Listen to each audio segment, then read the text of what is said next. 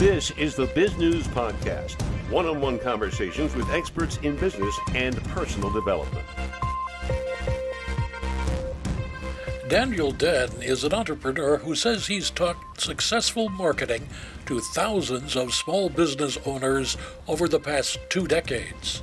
He says what he's found among small business people is that a lot of them just look around inside their market and start cherry-picking ideas. He says that puts them into what's called the trap of the sea of sameness. Daniel Den joins us with marketing ideas in this Biz News Interviews episode. Daniel, before we get into the questions and your brilliant answers, why don't you tell our listeners and viewers a little bit about yourself? How did you end up where you are? Oh, how did I end up where I'm at? Douglas, thank you so much. And it's such a pleasure to be here on Biz News. And, well, I originally, way back in my college days, because I'm 41 now, so that now cat's out of the bag. Okay, Daniel Den is 41. Okay. So in my college days, I thought I was going to become an engineer because I kind of had this desire to become a toy maker. And so I started going to college because I just really enjoyed toys and creative stuff, and started taking my engineering classes. And I got a bit bored pretty much immediately, Douglas, because it was a lot of math. And I'm okay at math, but I tell you what, Douglas, that was a lot of math. And percentage-wise, math to creativity, it was like, 99% math, those initial classes, and like 1% creativity. I'm like, what? This is not what I thought this was. So I needed an outlet, Douglas. I needed an outlet for my creativity. And what did you find in that? And first, it seems a little odd that toys need engineers, but I suppose they do.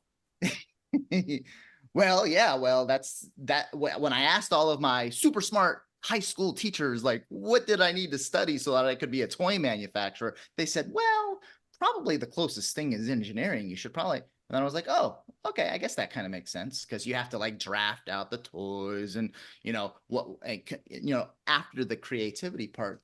But anyway, I needed an outlet because I wasn't feeding my creativity side. So I went down the entrepreneurial path and started getting into business, and eventually fell in love with my passion, which is actually the psychological side, Douglas, of marketing and sales. I found marketing and sales, started getting addicted to those really fun marketing and sales books.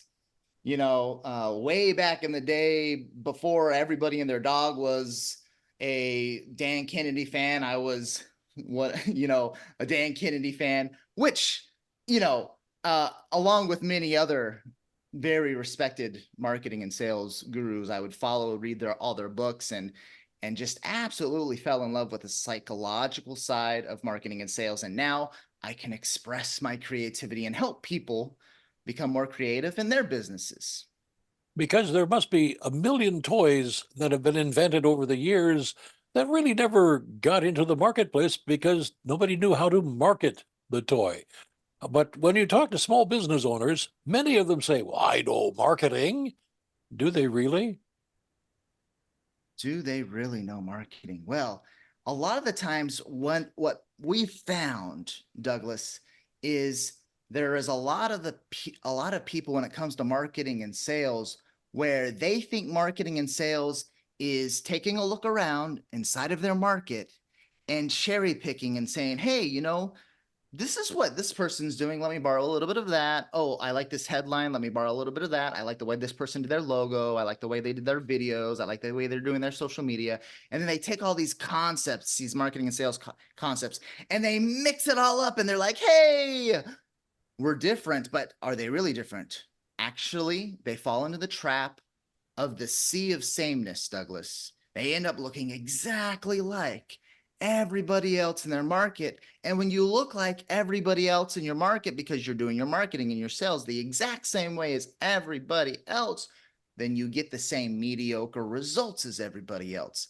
And the same mediocre results, Douglas, and for your listeners with Biz News, this shouldn't be a headline, but if it is, listen up. The same mediocre results, Douglas, for everybody in your market is within 5 years, more than 80% of the businesses in your market are going out of business because everybody's kind of doing things the same. And so when you get caught up in the sea of sameness, when there's no differentiation, when there's no breaking through the noise in your market, the end of the road usually is that you're closing down your doors, which we want to avoid at all costs. So what I've been able to do, my outlet for creativity, to sum up the story, Douglas, over the past 10 years, is that we created this methodology. We call it the X Factor Effect methodology. And we have 9 pillars, 9 big ways that we help business owners and entrepreneurs and marketers to break through the noise in their market so that they can become known and become those leaders inside of their markets. Do you have to market as a crazy person? I can think of a couple of commercials on TV where the owner or whatever might be, the spokesman, just acts crazy. Does that set you apart?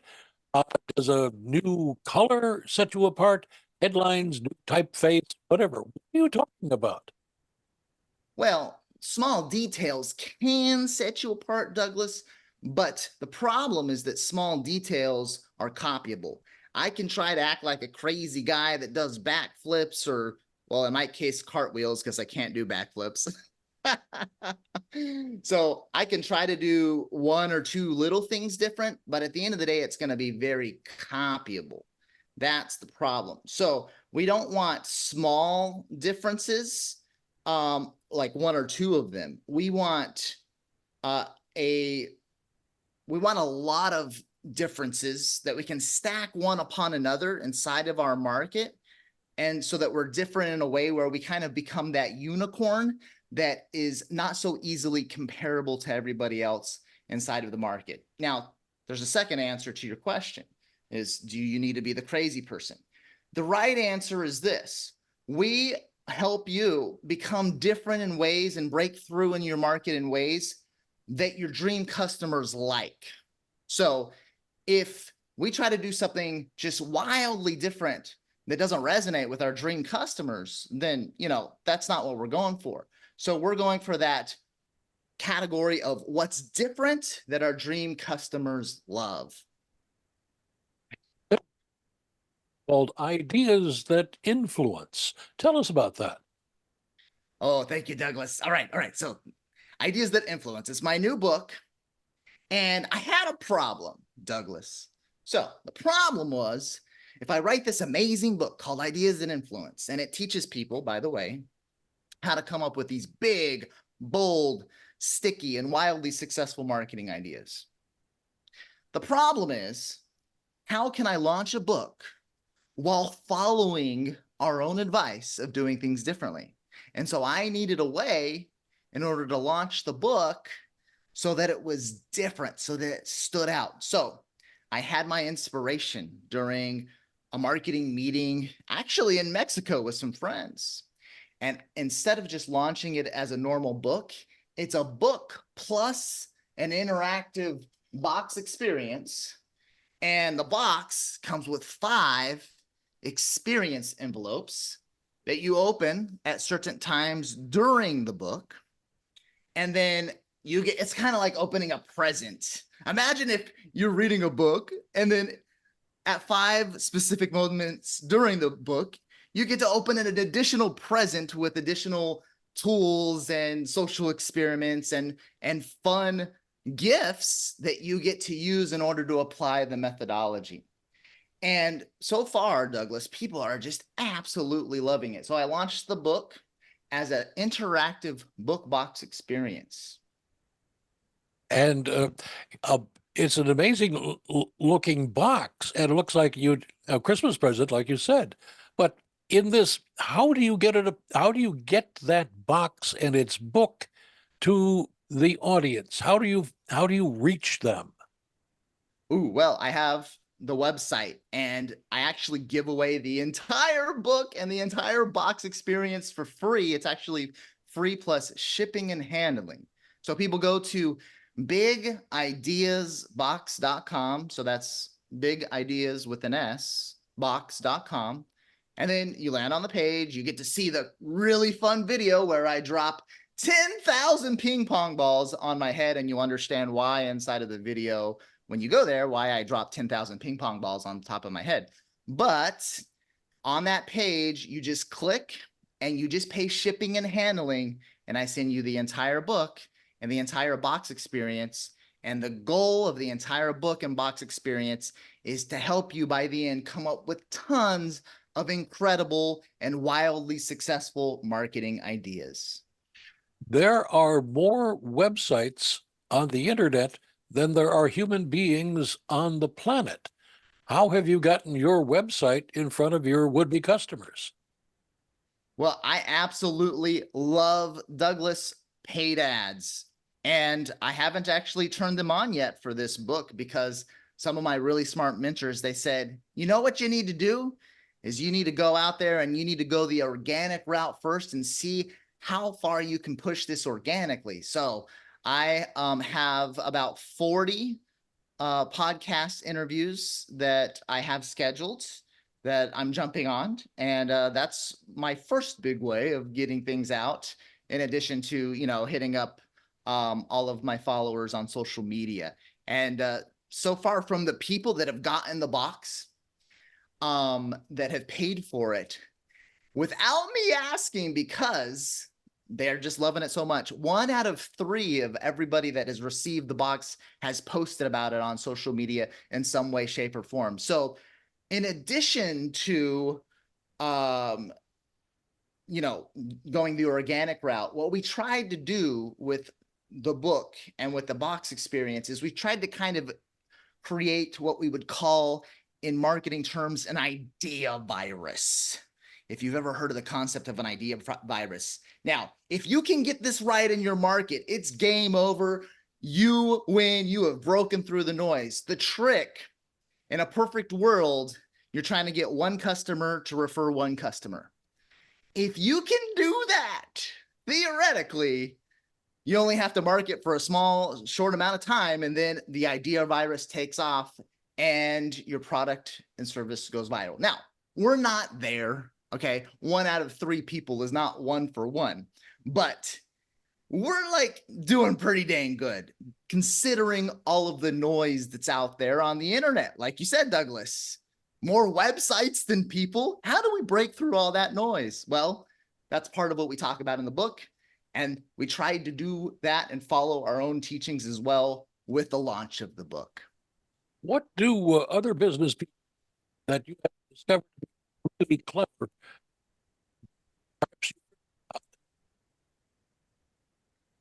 Douglas, can you repeat the question? It was breaking up. Right.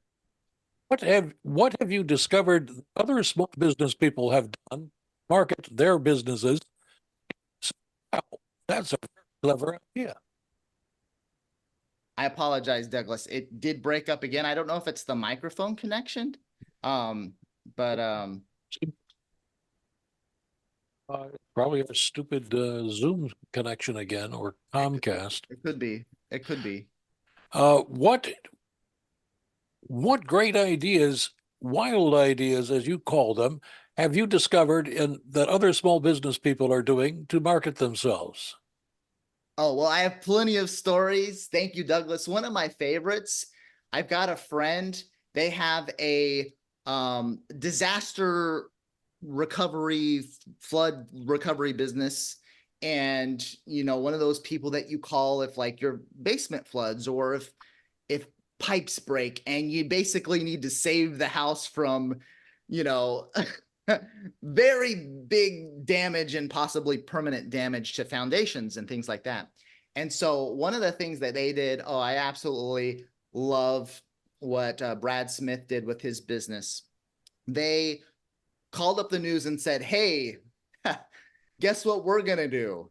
we're going to intentionally flood our own basements, and then we're going to let it sit for about 12 hours. And then we're going to come in with all of our tools and we're going to clean it up, and it's going to be like nothing happened. And they said they actually launched that video with the help of the news. The news came out and they recorded the whole thing and put it on for free. And for more than 5 years, they still have customers calling them who have found the video, who have seen the video, who were so impressed by the video and remembered the stickiness behind that marketing push that they did, that they're still calling when they need help and saying, hey, we trust you guys. Come on out. We need help. We have a busted pipe.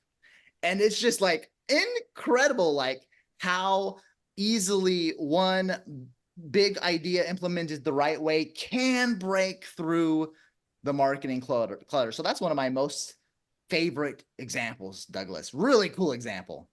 What, in your experience, are small business people doing that is really holding them back? What are most people doing that is holding them back in their big list, in their big list, Douglas? No, in their business, Douglas. Lots of people, they're stuck in this mindset that it's all about looking to the leader, okay, and seeing what the leader in the market is doing. So not only will they copy the same marketing, but they will literally try to sell apples for apples, the same offers, and for the same price. And they say, hey, you know, if XYZ Services is offering this for $297 and they're adding all these bonuses and this guarantee, let's just do the same thing because it's working for them. No, like there's a really cool story. And maybe, Douglas, you remember this story from Listerine. So Listerine coined the phrase halitosis. The founders, they found it inside of an old medical journal where they talked about halitosis was basically the term for bad breath, the medical term for bad breath. So Listerine says, hey, let's start using this as like the problem that Listerine solves. Let's talk about halitosis and bad breath, and that Listerine is the cure for halitosis. So they started marketing this. This is like in the 20s, right? And very quickly, their sales skyrocketed. We're talking like 30, 40x type growth because of these types of ads. And competitors who also had mouthwashes said, hey, let's start saying that we also are the cure for bad breath or halitosis. And what we learned from Roster Reeves is that they actually, whenever the companies that started saying that they were also the cure for bad breath or halitosis, whenever they ran their commercials, it confused the mind of the consumers, and it inadvertently increased sales for Listerine because Listerine, the market leader, had coined the term halitosis,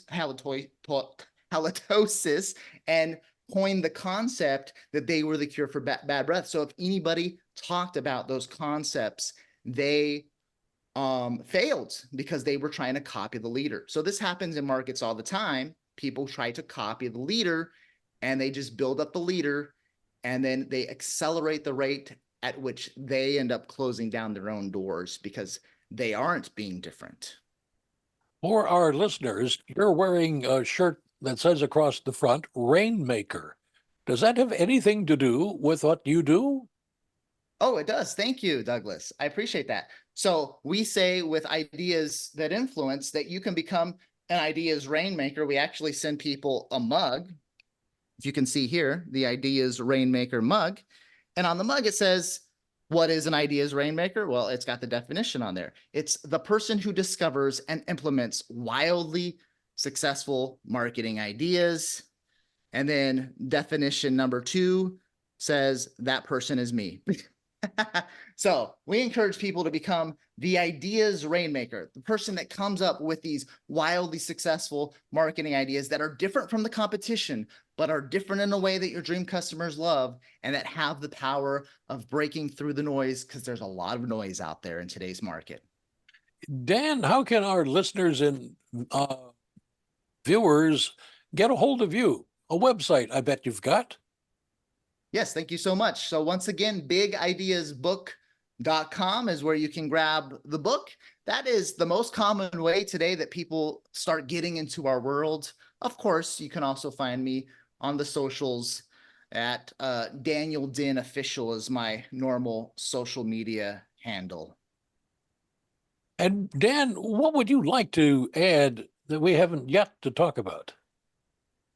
Ooh, great question. The one thing that I wish you would have asked me, Douglas. So I really like it when people ask me, like, what's my superpower?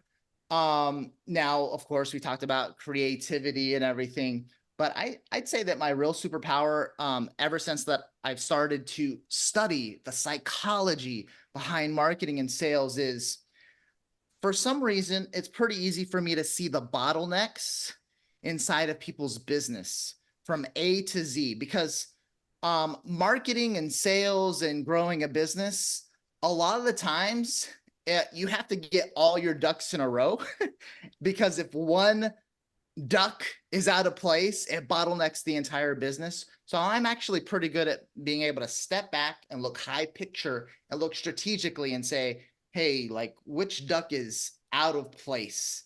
And then I'm able to zoom in and say, all right, let's fix that duck so it fixes the kinks in our hose. It fixes the bottlenecks. And let's go ahead and fix those bottlenecks so that we can get back to healthily growing our organization and healthily growing our marketing and sales. I don't talk about those things specifically inside of Ideas That Influence, but when you get into our world and learn more about our 9 pillars with our X Factor Effect methodology, then we're able to help you uncover those bottlenecks and quickly fix those bottlenecks as well.